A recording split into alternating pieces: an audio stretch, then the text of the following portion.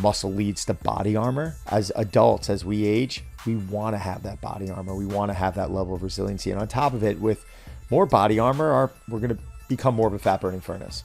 I think for those people out there who are trying to get their metabolisms in check and they're trying to burn fat or change body composition, don't neglect strength training.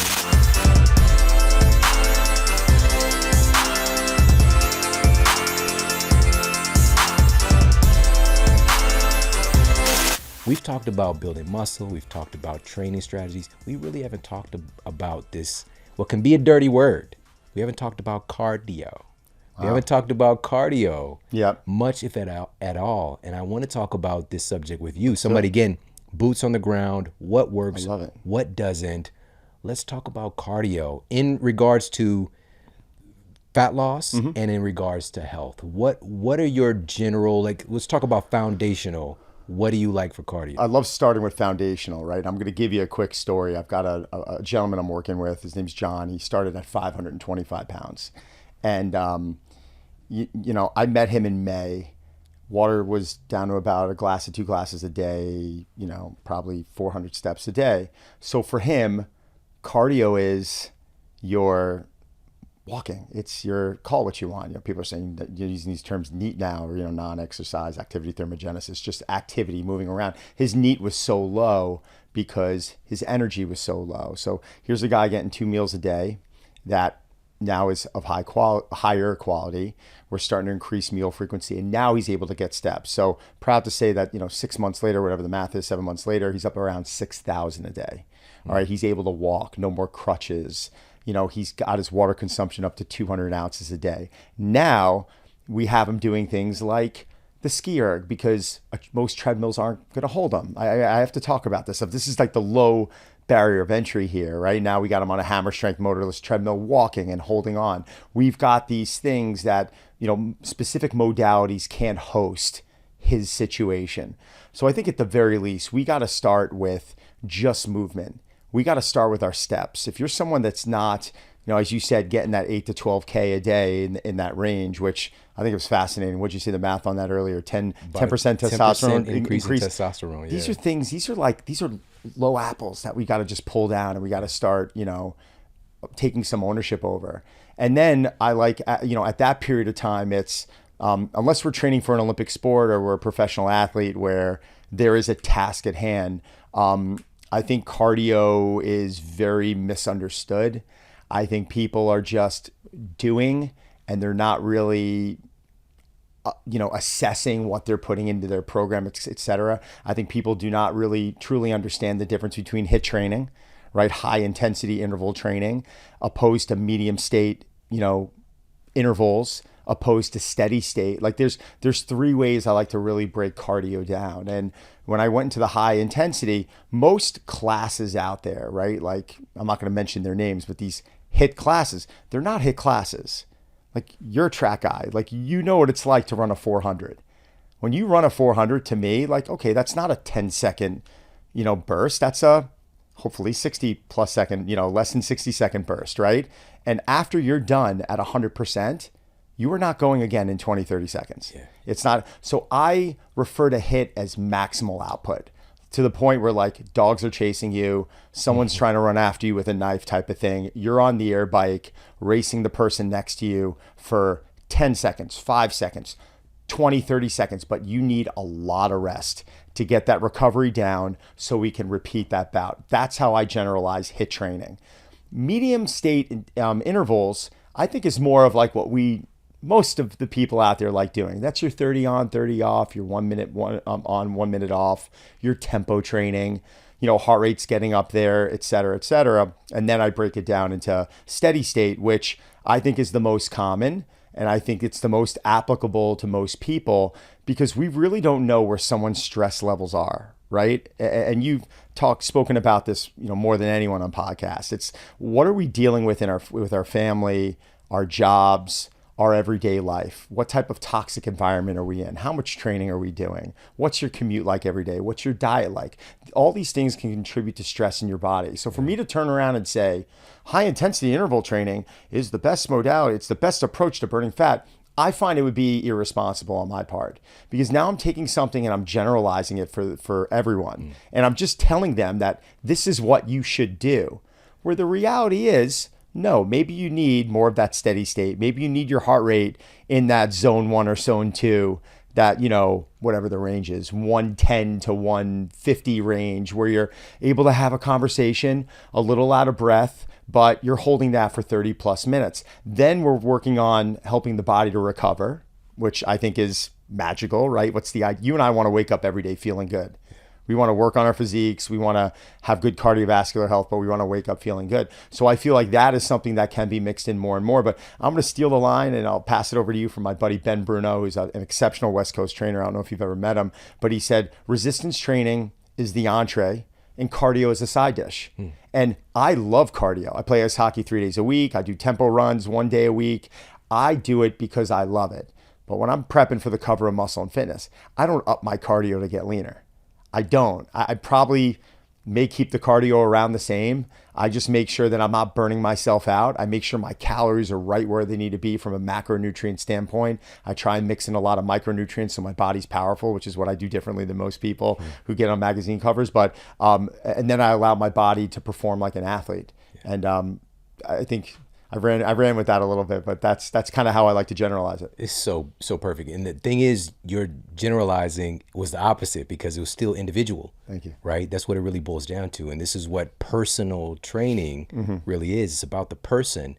And we are also a personal trainer for ourselves. Yes. And so I love this so much, because here's the cool thing too. Even with that side dish, there's so many different things you can have for sides. Oh God, it's fun. I mean, it can be fun, right? I mean, I'm not expecting everyone to love what you love or what I love, but right there in my gym, I mentioned John's doing the ski erg now because he can stand and he's walking, but we have the bike, we have the rower, we have the stair mill, we have kettlebells. You have the track, you have the sled, you have all these different modalities. And I'm a believer that, you got to love what you're doing. You should love what you're doing, but you also have a responsibility to your own body, where if you're training and you're like, you know what, I'm consistent, but elbows been hurting me, knees have been hurting me. Like, we got to assess what you're doing. You might be loading dysfunction. There might be a specific way that you're moving or not moving in life, right? Yeah. Could be something as simple as your mattress. I don't know. I switched my mattress last week to a mattress I love, but I tried adjusting it to a very soft firmness. I'm not used to that. I pulled my back on an RDL. Never done that in my life. 2 days after I did it. And I was like, wait a second. Yeah. It's at a 15% right now, and I really need to be in an 80-90. Like, I know better. Like, things happen. And like a NASCAR, you got to adjust the car. You got to fine tune, going for some PT, and I'm back and I'm doing it. But, the human body's complex. You just got to pay attention to it. And that's the gift too, over time, of being able to self-assess and ask questions, because there's causality always. A thing doesn't just happen. And so, our time in that, recovery can be disrupted because of a mattress or because of overheating or because of, a variety of things, right? So it's like, but also taking away what tends to happen, we can get trapped in that thing. Like, this thing happened and, going through it in our minds. I love this statement. This is from Kelly Starrett. Share this with me. Oh, I love Kelly. Yeah. I was just with him over in Munich. Of course you were. Great guy. First time I met him. I love him. But we tend to have this, especially when something happens, right? And we get frustrated. And if we're on the path to recovery and then we make a mistake, right? He shared with me this line I think about almost every day. Health isn't a straight line, or your recovery isn't a straight line. There's always going to be twists and turns and obstacles and things to overcome. And the less time we spend beating ourselves up, the less time we spend going over the thing in our minds over and over again, replaying it, or if I would have done this, this is what tends to happen when we make a mistake, or, especially if we injure ourselves. And this is a great point, because a friend of mine, he was having some tightness in the back of his leg, calf.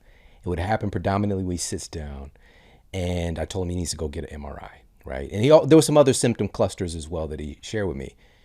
Sure enough, herniated disc or bulging disc, L5S1. And the number one treatment protocol that I advise, well, of course, I wanted him to work with somebody who can get boots on the ground to do an assessment, see what kind of physical therapy exercise, because doesn't have loss of function. He doesn't have, pain. It's just like tightness. It was a nuisance.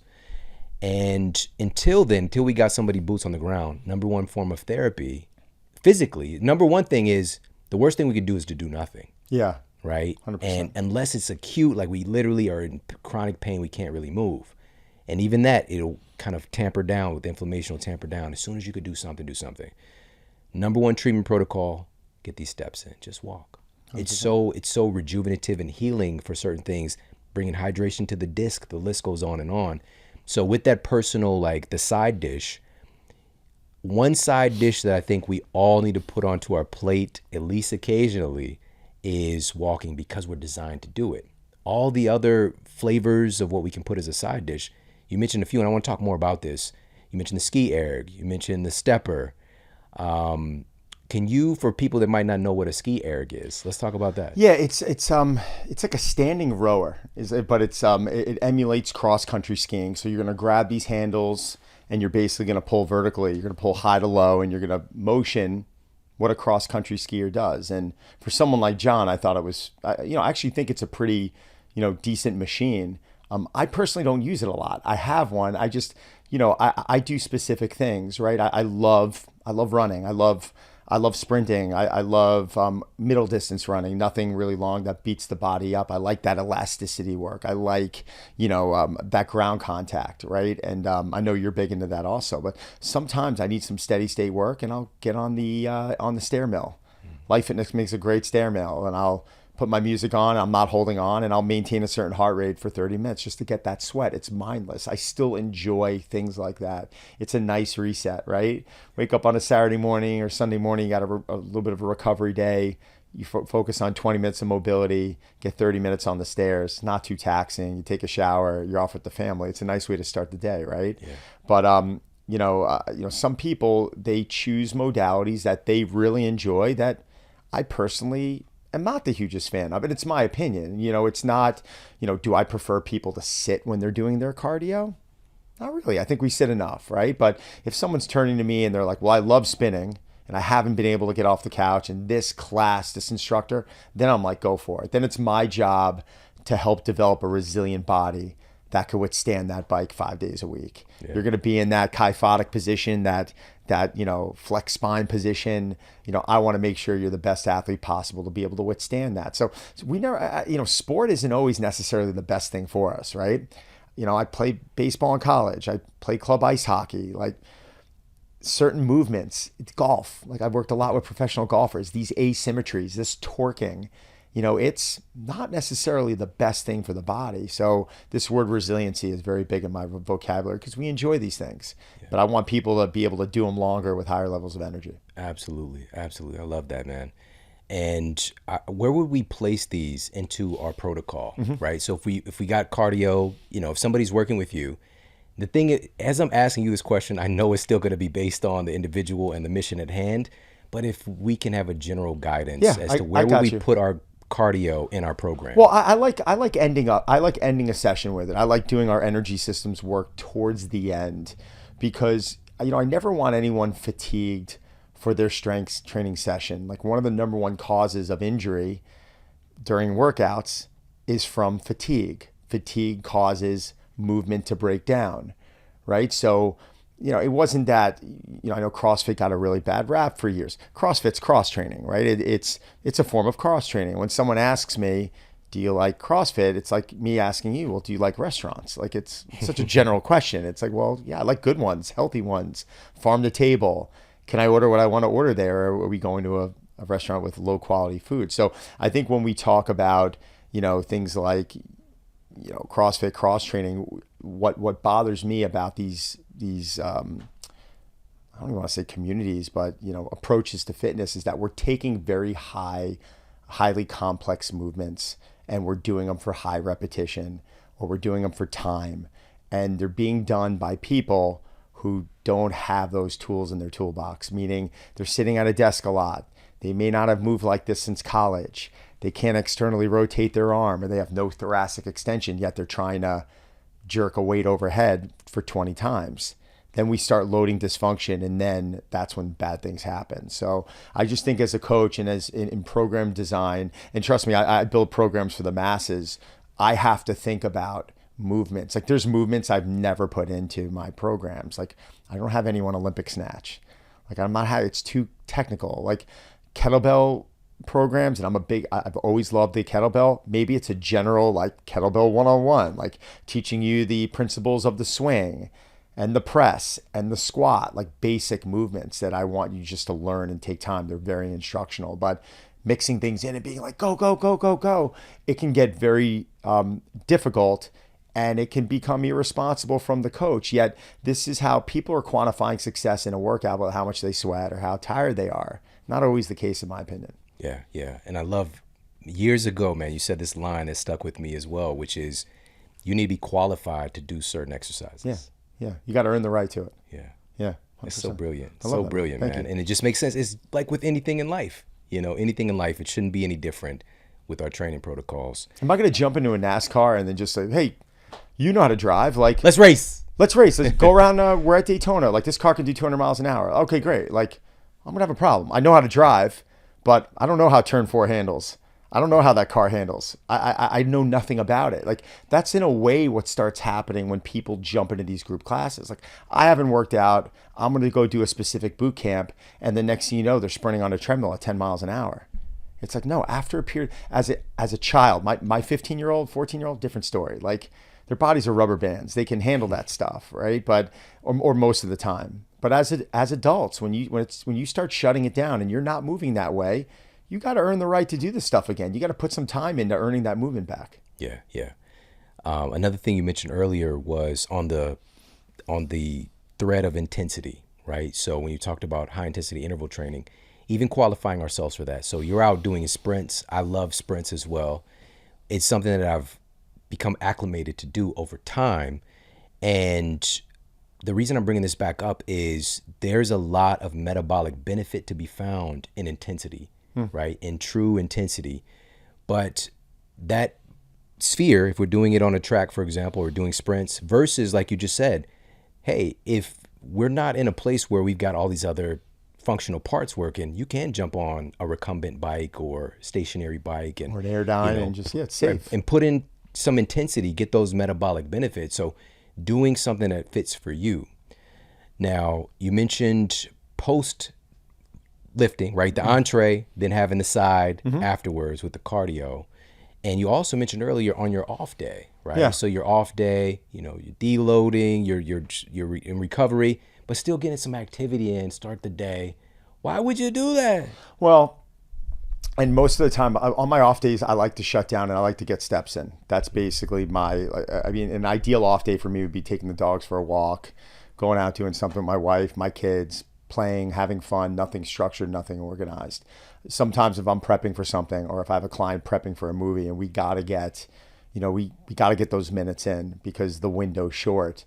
I'm not too worried about burning them out in 3-4 weeks if we're prepping them for a movie. So yeah, we might, on an off day, it's slow, steady state cardio. It's nothing intense, help speed the recovery process up, which it can. But I really think psychologically, we need at least that day off, depending on your intensity also, right? If you're someone like John, the one I was talking about earlier, this guy in the beginning, it was really 6 days a week because the intensity was so low and we had to monitor how his joints were feeling, how his feet are feeling. When you're working with someone of that size, people aren't taking into consideration the inflammation going on in the body. Well, my knees are getting sore. Well, how do they feel today? They're getting better. All right, we're good. Don, the last 3 days, my knees have been getting more and more sore. All right, John, we need to back off a little bit. Let's focus a little bit more on upper body. Let's get off the treadmill a little bit. Let's, we'll stay away from the stairs or the TRX squats, which he's able to do now. So it is an individualistic, I'll never use the word prescription as I'm not a doctor, but like assignment, right? And, some people can just train all the time and not take time off and feel fine. I know with my intensity, I need at least a day. And in full honesty, the more time I take off, the more rest I get my body, the better my body feels.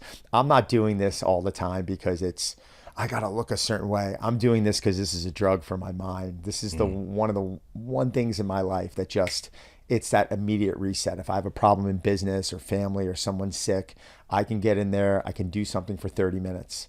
Right? I can move. I can change my physiology. I can come back, minutes later. Like, think about that, to have the power to come back 30 minutes later, feeling like a different person, waking up in the morning and feeling sluggish. And then you go do some work and you meditate and get a sweat in, you get a nice meal with your family, maybe a little, if you're into coffee, tea, whatever it is, you shower, you get out of that. You know that feeling. That's what you and I chase every day. It's not how big our biceps are. It's not how fast we're running the 100.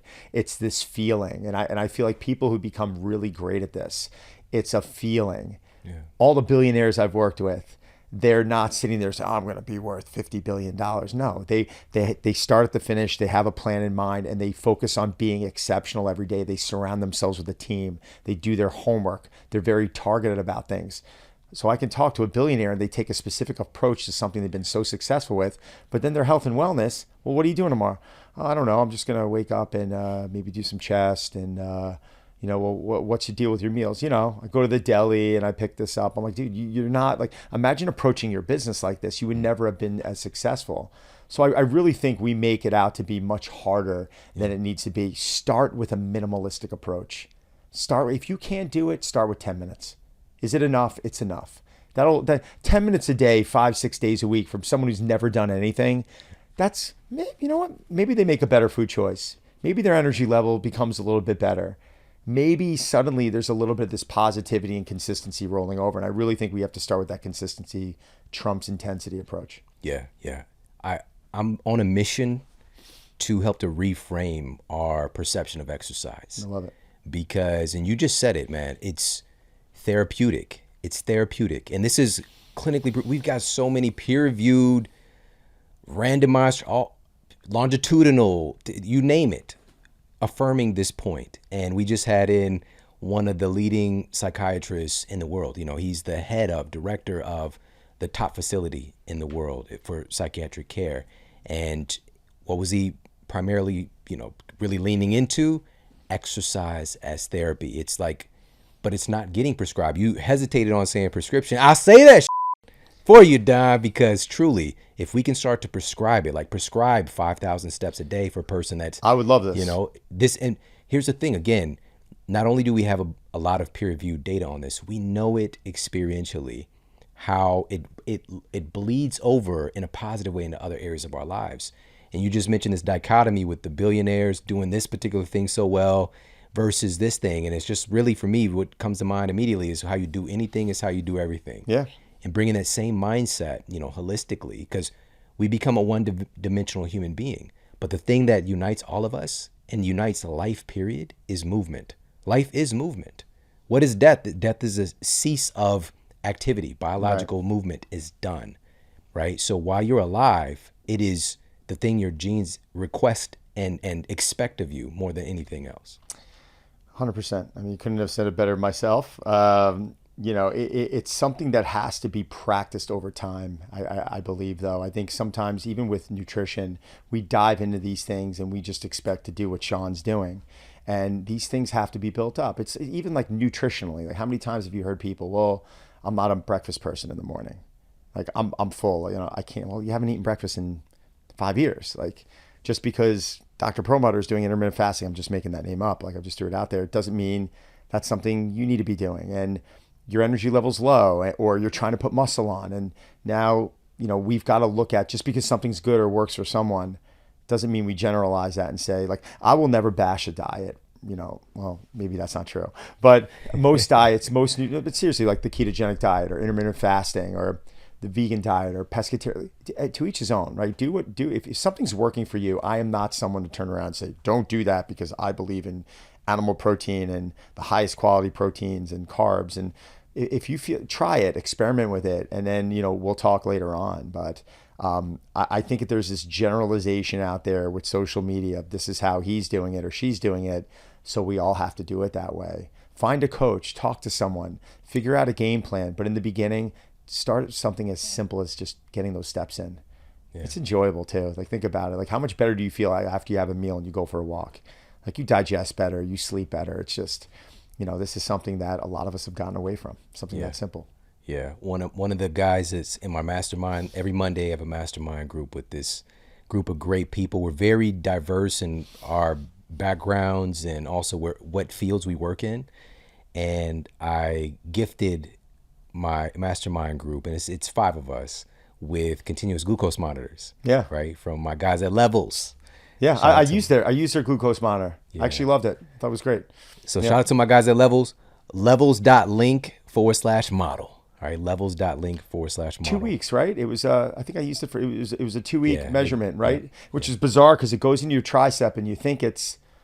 You don't feel it. Yeah, it You don't disappears. feel it. No, Yeah. they sent me one and I appreciate that. So Yeah, yeah. And so my guy has been utilizing it, and he found the most remarkable thing is him walking after he eats. He's just like, it nullifies his glucose response for something that he might have had a big spike in.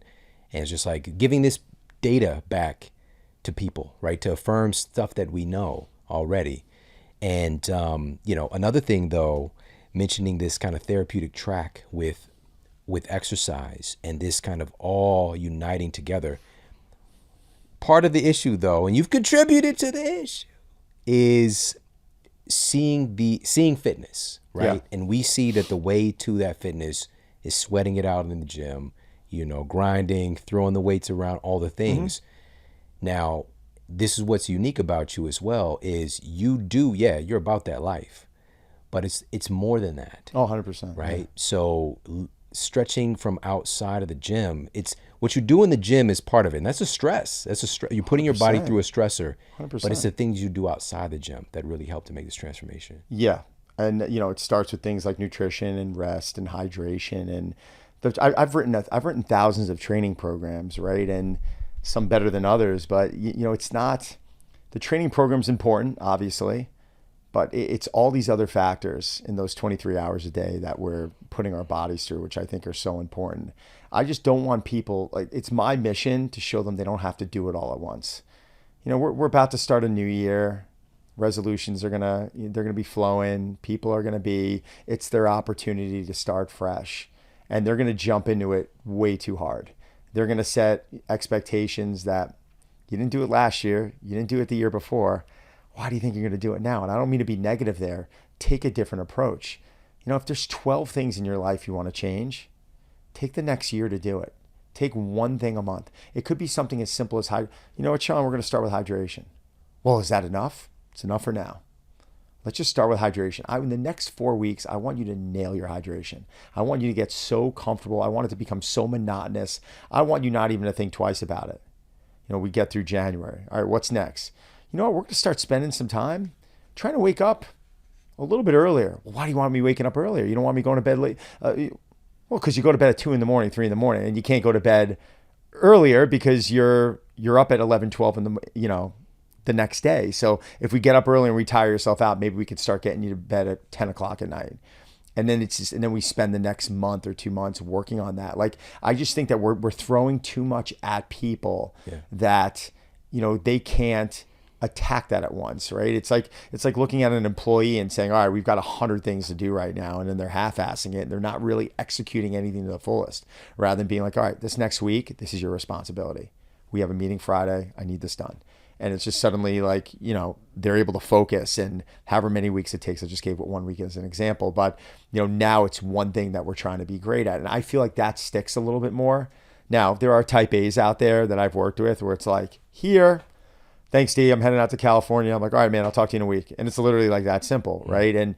But that's not the reality. And that's not how people are. And there's things in life I'm great at, and there's things in life I'm not good at. When I'm not good at someone, I find someone who's exceptional at it. Could be an accountant, could be a money manager. It just could be someone, right? And I'm trying to learn from them, or at least have them come in and help me out. And that's what putting together a team is. I did it in business. I did not do any of that stuff on my own. I had help. I am not self-made. I had to go to people for funding. I had to have lucky breaks. I had to surround myself with great salespeople and great marketing people and incredible coaches that were a lot older than me that I learned from for years to this day. I still learn from coaches. I still sit and speak with coaches. I still hire coaches. I still learn from nutritionists, sit with doctors, sit with you. It's like, this is part of, what I want to do, but that's my life's work in a way, right? So, I just, that's really what I want to change. I want people to relax about this and take that one thing for the new year and nail it in the first month. Yeah.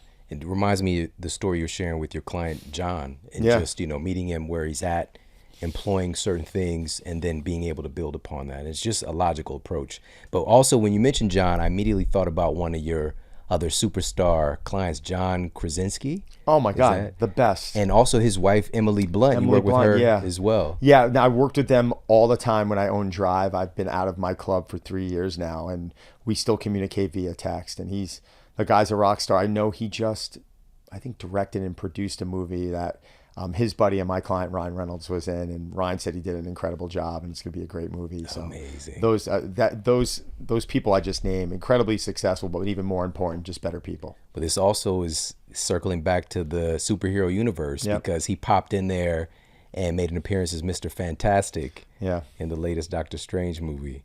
And, the fans been wanting him. They've been wanting him. They've been wanting Emily as his wife, Miss Fantastic, aka Sue Storm, invisibility powers. Right. It's what the fans want. I'm not saying that that's what's going to happen, They're but just for a lot them of to fun. drop that into that movie was pretty cool. Was fun, right? Yeah. Awesome. But you keep finding your way into this superhero world. man. It's been an interesting run for me. I didn't expect it early on. I opened a golf fitness training facility. I started as a strength coach. I worked with golfers, and we were doing corporate entertaining. And then I met, like I said, Hugh Jackman. I think I told you the story. And then like these doors open for me, and then your business plan changes, and suddenly a golf fitness club's becoming a place to house, Hollywood's finest. And it wasn't about ego. It wasn't about the flash of it.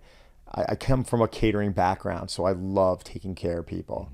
I love seeing people feeling protected and feeling happy and getting what they want out of the product they're coming to you for. So in a way, I kind of felt like Papa Bear in there when they were coming in. It was, it sounds corny, but are they going to leave here feeling better than they did when they showed up? Are they going to feel protected? Actually, funny story, I could tell this. Dwayne Johnson, The Rock, who I met on the Red Notice set with Ryan Reynolds, who, by the way, was one of the nicest actors I met. Was like, Don, came over to me, started talking. We had like a 10-minute conversation. Monster too. He's just, incredible. But when he came into my club, we have a policy at the time. There were no pictures, no autographs. So I don't think he was really used to it, right? He was, and then he saw one of my trainers. He's like, let's take a picture. And my trainer's like, he's like, come on, let's take a picture.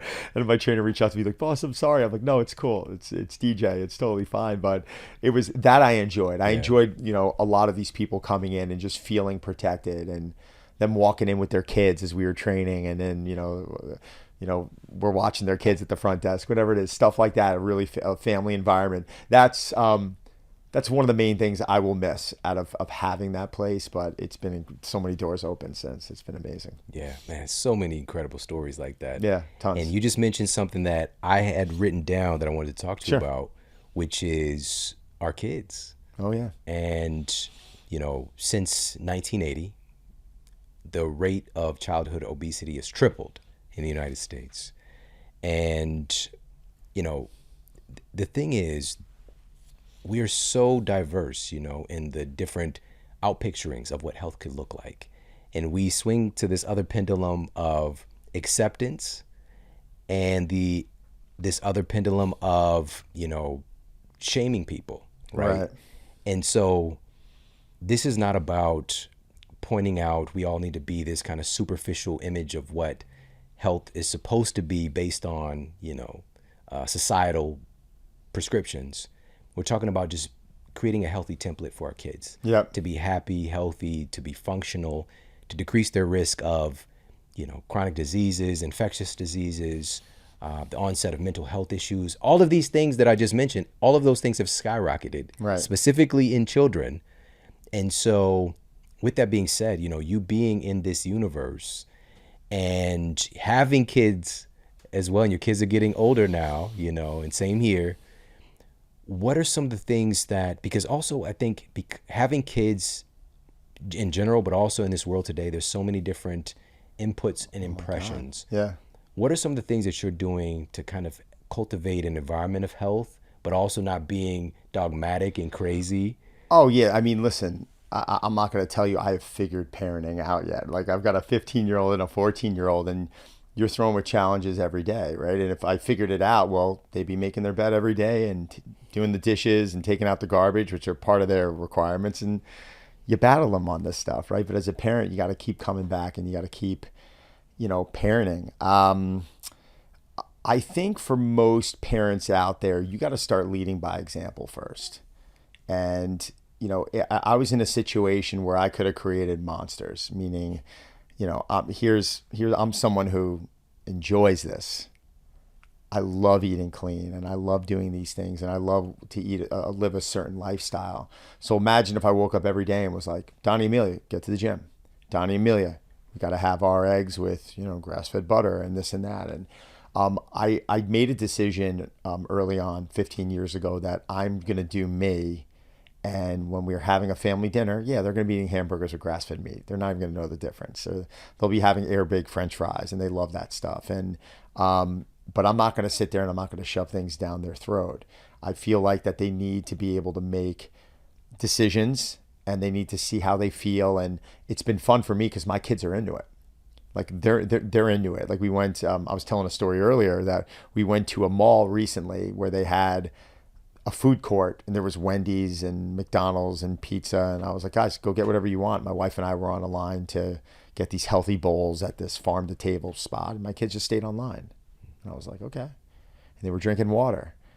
And I was like, okay, interesting. And I didn't tell them to do that. I didn't ask them to do that. My daughter, she's a pescatarian. She eats salmon and vegetables and, healthy grains. And she's seen incredible improvements in how she feels and how she looks over the years. And wasn't from me. I backed off and I let her go through all that. My son the other day, it was very funny. He turned to me, he's like, Dad, I'm doing a new workout program. And I'm like, who wrote your program? He's like, this Brazilian guy on TikTok. Shows you the picture. The guy looked amazing. And I'm sitting there and I'm like, someone will listen to me. He's going to listen to some guy he doesn't know. And you know what I did? Well, could you look at it? Tell me if it's good. And I looked at it and I was like, Donnie, it's fine. Yeah. It's totally fine. Would I have tweaked a few things in there? Yeah. I'm not going to tell you I wouldn't. But like, is the juice worth the squeeze? Is it like, why am I going to discourage my kid? There was nothing there was nothing offensive in there. There was nothing that I was worried about he was going to get hurt. I wanted him to take some ownership over something. So I let him run with it. And he's doing fine with it. So, it can get tricky sometimes. I think most parents out there, they're trying to push their kids in a direction when it's not what they want to do. It doesn't make sense to me. Well, what should my children eat? Well, what do you eat? Well, I got to start taking better care of myself. How much alcohol do you drink? Probably drink a little bit too much. Well, do your kids see you doing that? They're like, yeah. I was like, okay. Like, it's tough for a child to, to go a different path than what your parents do. I'm not saying it's impossible. It's difficult. A lot of us do, right? But start with, I think the parents need to start with themselves. They need to clean their side of the street. They need to lead by example. They need to let the kids be kids.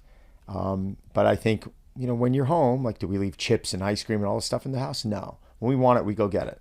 Do I still have that stuff? Absolutely. But I don't leave it in the house, because I don't want, it'll all be gone. The kids will. So, we have our little boundaries, but all in all, I think it's so far so good.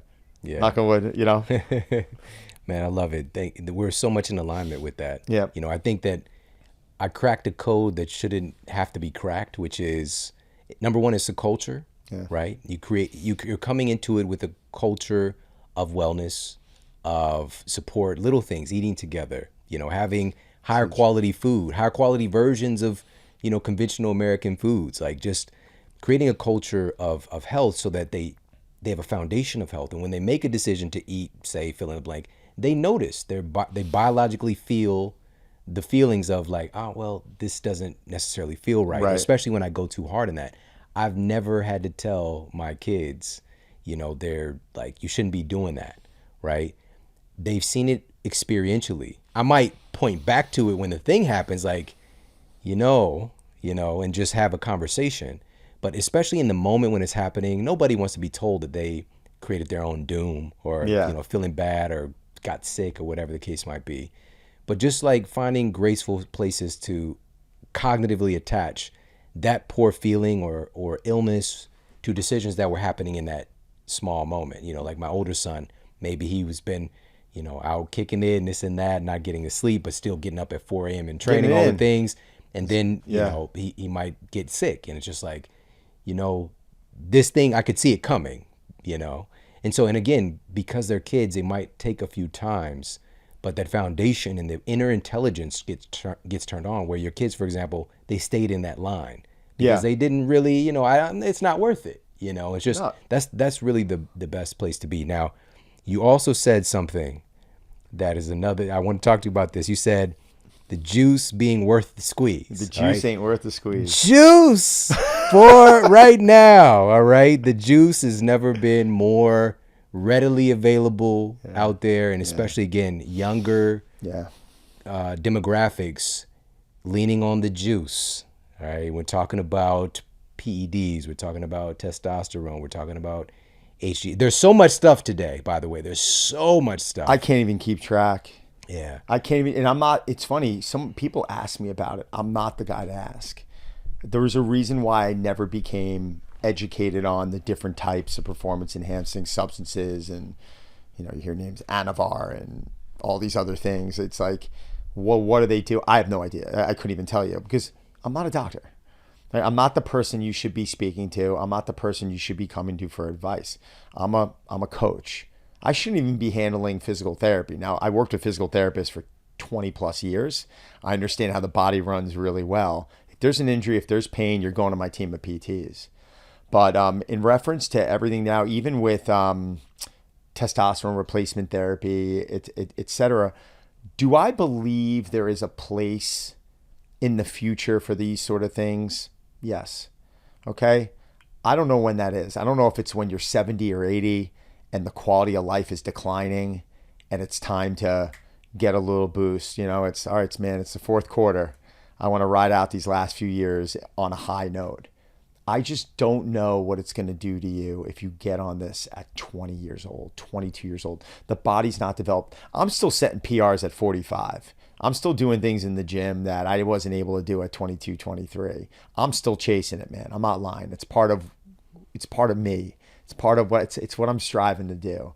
But a young kid getting on that, you know, we don't know how our body's going to respond. We don't know if there's, you know, if cancer is going to get, you know, developed. We don't know. We don't know these things, and it scares me. And the one story was my friend who died back in 2010, and I saw him struggle for about probably closer to 10 years before he died. So since 2000, I saw this guy struggling with abuse to testosterone, and his body wasn't producing it anymore. And, you know, like, what are you going to do? Like, you're just going to always throw a Band-Aid over something? And there's so many things in our lifestyle that we can clean up that so many people don't want to clean up. And I hear it. I have conversations all the time. I'll have clients call me, well, my body's not producing X, so they're giving me Y. And I'm like, okay, just that simply? Like, are they taking you off it at a certain point? Are you going to be on it forever? Like, how is this? No, it's just a short boost for a couple months and we're going to get me off of it. And I'm like, okay, your doctor's the pro here. I don't know. I don't know. But what I do know is that most people are using it as a Band-Aid. Most people are using it as a quick fix. It is literally that magic pill that you can take, or they think they can take and continue to live that poor lifestyle.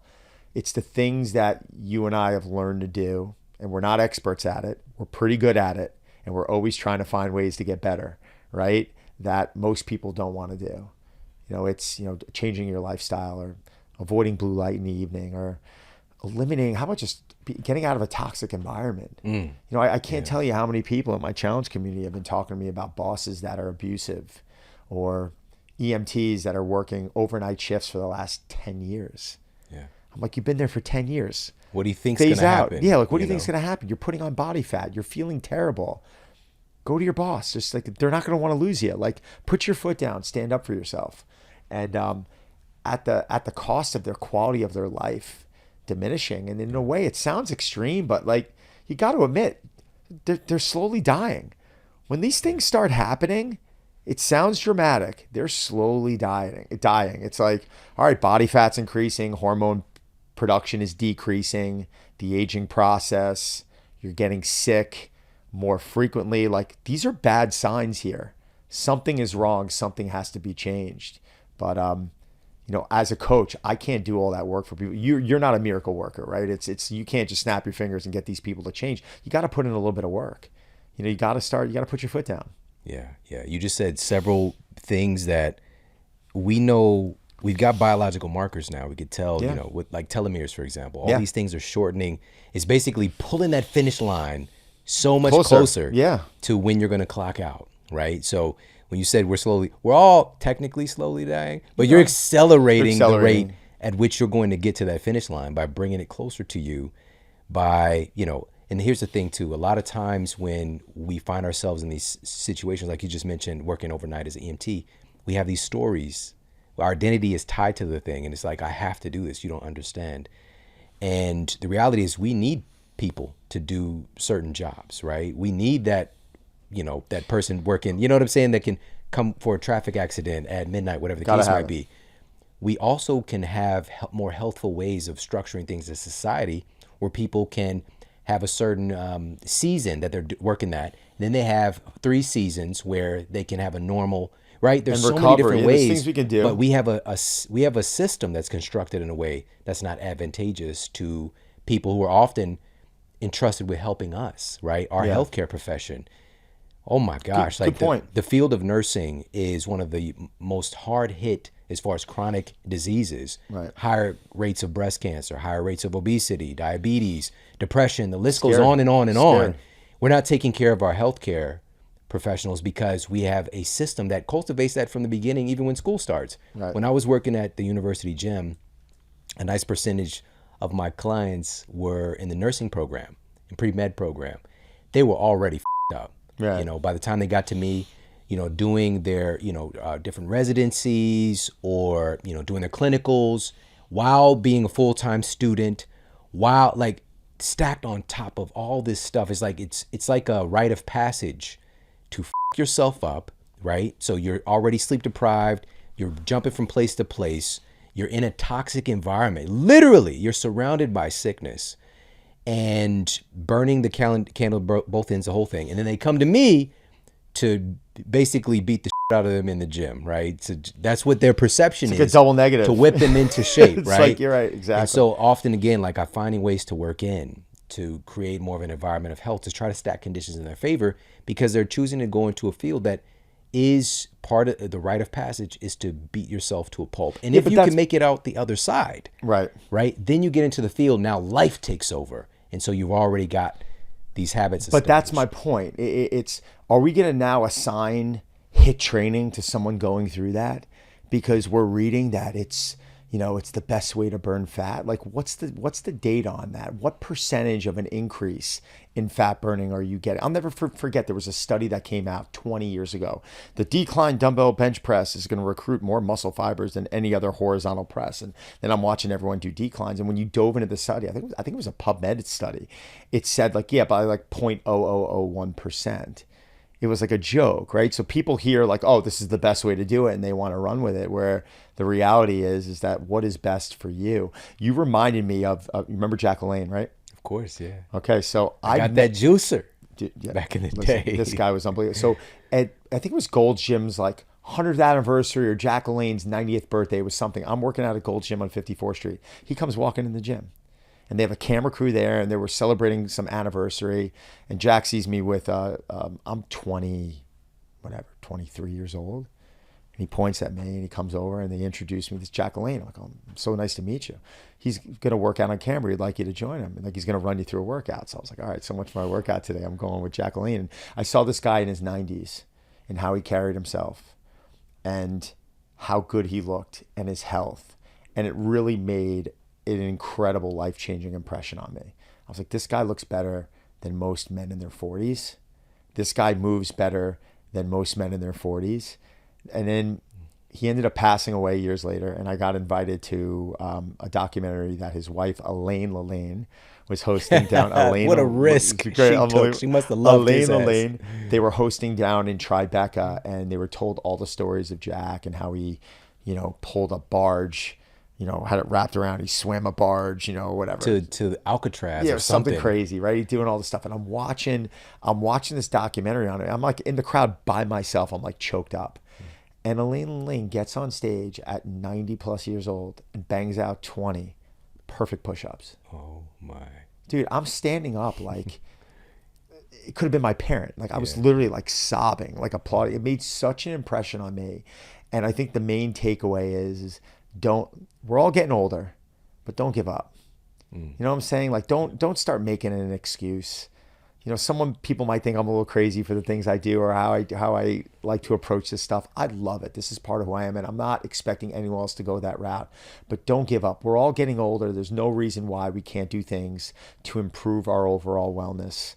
But it's going to take a little bit of thinking, right? What's changed in my fitness is that at 23, I was able just to throw in things. Oh, you're going for a 12-mile run? I'm going to join you. You know, after leg day, and you just go do this stuff, and you wake up the next day, your legs are killing you, and the following day you're recovered. Now it's like, okay, the back might be aching, the hips might be aching, 3 hockey games a week, that stress on top of running, on top of lifting, on top of sitting at a desk, like these things add up and our bodies don't recover the same way. So that's where I've seen that I have to be more strategic.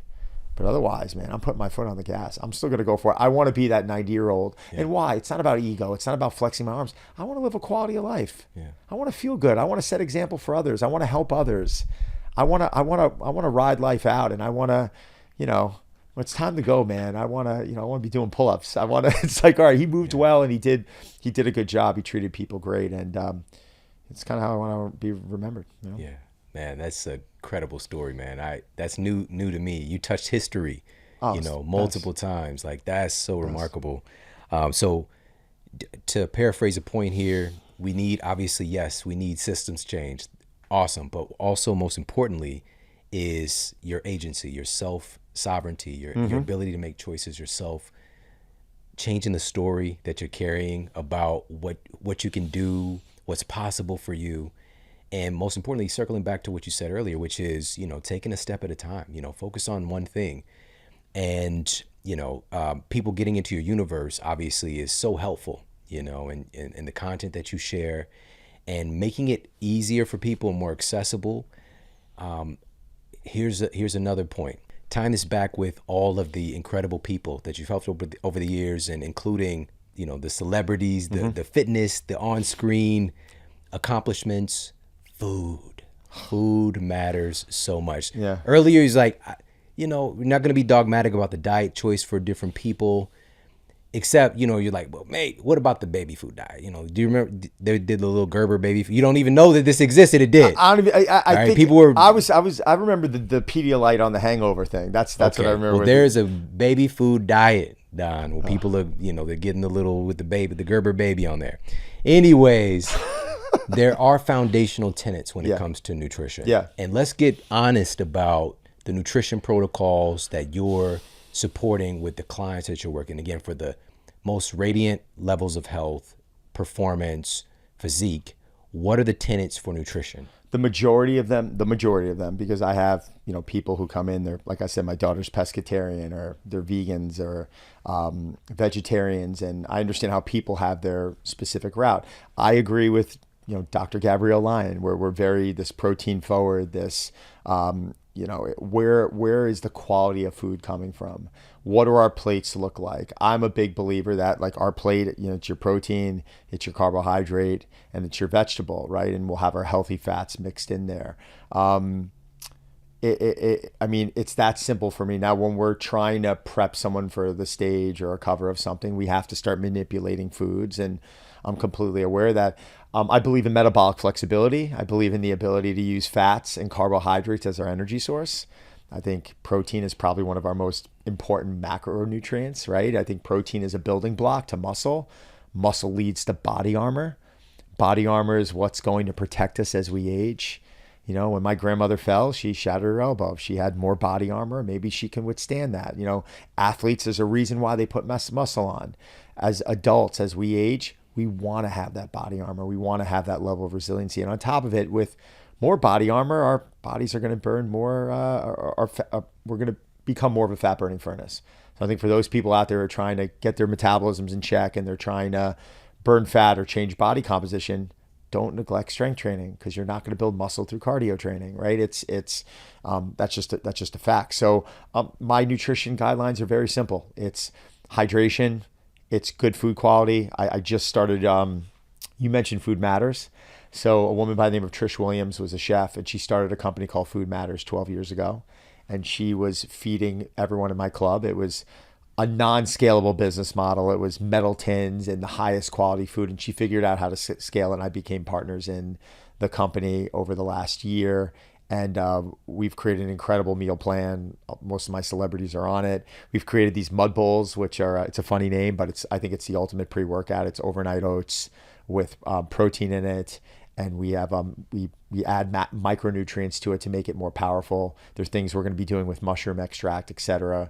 From Vibe Mushrooms, Dr. Dwayne Jackson, phenomenal product. And this has been my pre-workout for the last several months. So been experimenting with it, 30 grams of protein, 40 grams of carbs. So these are foods that we're trying to bring to people right now to add convenience. And I'm not telling you to eat it all the time. I'm actually launching the plan as a supplement. They're like, what do you mean? You don't have to do it all the time? I'm like, 5 days a week, 2 meals a day.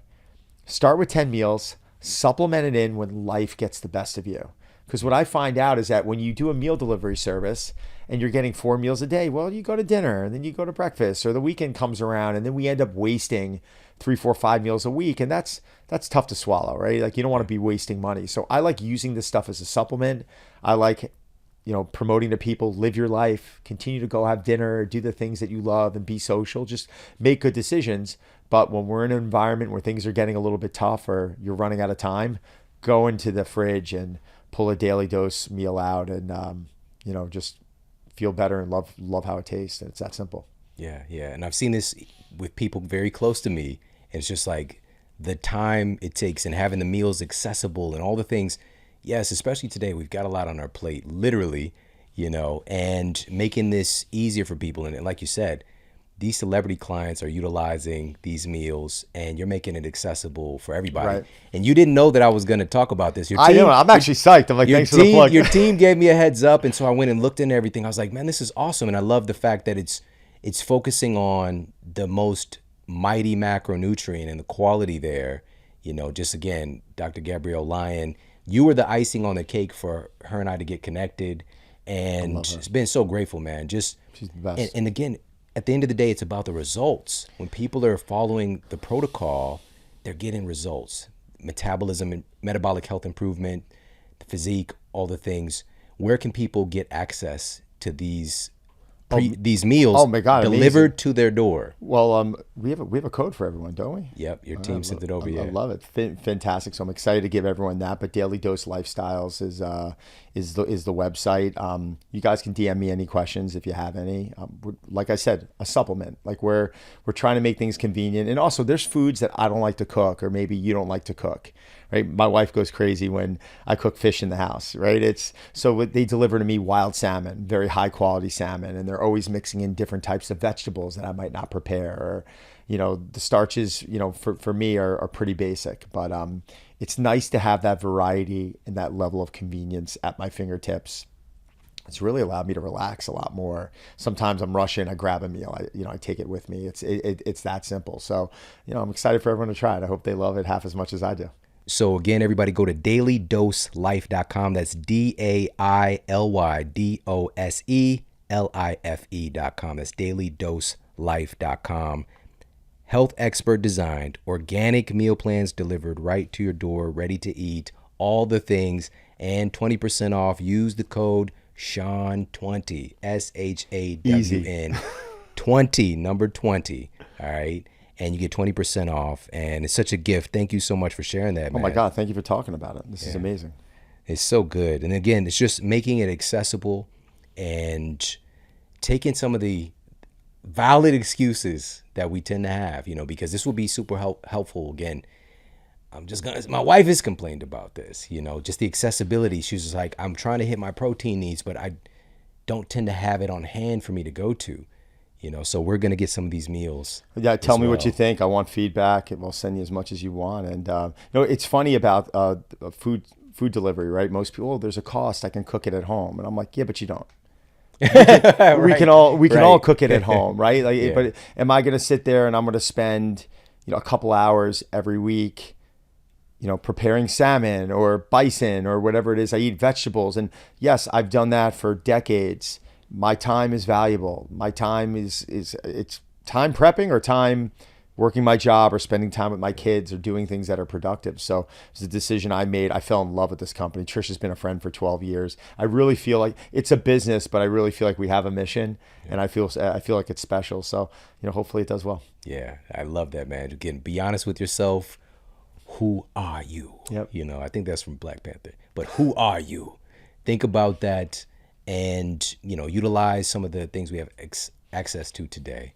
And I want to ask you one more thing, one more area of fitness. Let's do it. Because from gym to gym that I'm going to today, there's been a change that's happened. We're seeing more women taking action on strength training, which is amazing. Love it. All right. And the squat racks are now filled up. All right. So there's been a transformation that's taking place. I don't know if you've noticed this, right? So now I go into the gym, and once where the squat racks were pretty much available, people might do curls and squat rack. Now folks are utilizing these things, and a lot of women in particular are focused on building them cheeks, Don. All right, let's talk about the cheeks. I love it. I love it, not because it's building the cheeks. I love it. Sure, Don. I love it because not because of the cheeks, but because of the cheeks. Right, because of the cheeks. But we're moving in the right direction there. Yeah. I think for years it was, I don't want to get bigger. That was the first thing I would hear out of most women's mouths. And, the women I've worked with, the ones that have been really successful, they've, the Blake Lively's and the Emily Blunts, like we talked about, or, Annie Hathaway. I just got her ready for We Crashed, the movie about WeWork. And these women understand what it's like to be strong. They understand the importance of resiliency. Their moms, they're working crazy jobs, their time zone changes. They understand that strength training is going to help burn body fat. And most people who just spin their wheels on cardio, you got to ask yourself a question. You got to ask yourself a question in life: is what I'm doing working? If you're coming to me and you're like, I'm on a vegetarian diet, my health markers have improved, I have never felt better, I've been able to put on muscle, I am happier, I love what I'm eating, I'm great. Keep doing what you're doing. But if what you're doing is not working, you got to take a different approach. And if you're just doing cardio all the time, we're training for heart health. I get it. I love that. Of course, so more important, right? But we need that resistance thrown in there. And resistance can be wrapped in kettlebells, dumbbells, barbells, bands. Create tension. That's what we're trying to do. I'm trying to create tension. I'm trying to create strength. Yeah. Women now doing this makes me happy. And I am seeing a more drastic improvement, at least over the people that I've been around, over the last couple decades. I've seen them understand the importance of putting their foot on the gas here. Training smart, but, putting more focus into, resistance training. Yeah. I love the message. Now let's pivot back to the yams. All right, pivot back to the cheeks. What are three foundational exercises for the glutes? Wow. Okay. So I think a Romanian deadlift or an RDL, I think those are fantastic. Very hip dominant movement. I think depending on the way that you squat, everyone says squats are great for glute development. Are you more of a knee dominant squatter? Are you more of a hip dominant squatter? So all squats are, can be good, but, a front squat might be focusing more anterior chain and quad, back squat, box squat, something with a wide stance, more hip dominant is going to focus a lot on those glutes. And then we can go into things, lunges, split squats. I would say less of a Bulgarian split squat with the rear foot elevated because we're more knee dominant there. Still working glutes, but not my number one pick for it. Glute drive, you see most people putting the bar across their hips, and they're going into that, weighted glute thrust, bridge. AKA hip thrust. Yeah, hip thrust. Yeah. I have a great machine at the house now. I never thought I would have that, but I have one, and they're fantastic. I actually love it technically from a low back resiliency standpoint because, I've been sitting for the last hour right now. Our glutes become inhibited. Yeah. So get sleepy yeah, glutes. So sometimes even throwing that in early on to kind of wake things up and, get that reciprocal inhibition where we're getting that front hip to release a little bit, then getting into the squat position, we are allowed to move a lot freer. So I know that was more than 3, but kettlebell swings, hip dominant, good mornings, an old school movement, maybe with a safety bar now. I like that a little bit better than the barbell because of the amount of mobility required out of our shoulders and our T-spine. So I think a good morning's an oldie, but a goodie. What about the mind muscle activation for those movements? really bands. focusing on the glutes. Yeah, so more like squeezing. isolated work.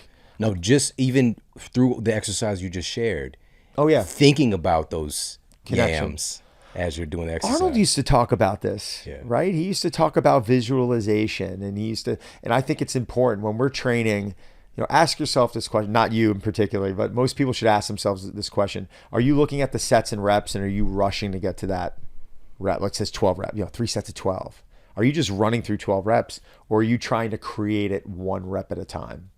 Are you really focused on positioning and tension and trying to really activate that area to its fullest? And I think people who pay attention to that quality, I would way rather someone pay attention to that quality and lighten up a little bit than going as hard as they can and the joints are taking over, positioning is out of place. And as we said, fatigue can lead to injury. Once technique starts floundering a little bit, I think things can go wrong. But those are, I probably named 5 or 6 movements that I think are tremendous for glute development. And yeah, all the band work and all the specific stuff. I mean, that stuff's great. I mean, I'm fine with it, but I'm more of a big bang for your buck person. I like those compound movements. I like those exercises that are requiring, grip strength and core work and the heart rate to just, man, talk about cardio. Like when you think about squatting, it's like, is your heart rate really any higher during a workout when you're squatting and deadlifting? I mean, it goes through the roof. So I think you get a lot of bang for your buck with those exercises. Granted, you earn the right to do them. Is back squats, like I back squat, 99% of the people I work with, I do not have back squat. I can move a certain way. I'm comfortable in the position. I might get them front squatting or Zercher squatting or Frankenstein squatting or, probably the most common, goblet squatting. It's probably the one I'll have people do most commonly. And I'll get them squatting throughout their entire life. If I'm working with someone at 90, my goal is to get them squatting at least body weight. They're sitting on the toilet every day. I never understood why doctors would say, well, they should never squat. Well, how are they sitting on the toilet? How are they getting it out of a car? How are they sitting down at the dinner table? We need to figure out a way to get them in this position in a healthy fashion. We need to build resiliency so they can live a good quality of life. I love it, man. We've covered a lot of ground today. We've covered so cardio. We've covered this, man. Kids' nutrition. We've covered our nutrition. Yes. We covered yams. Yams. We've covered a Candied lot of ground. yams. Candy yam. That's like- my guy. Listen, man. Where can people connect with you Thank you. to get into your universe? Thank you. Don Saladino on Instagram or donsaladino.com.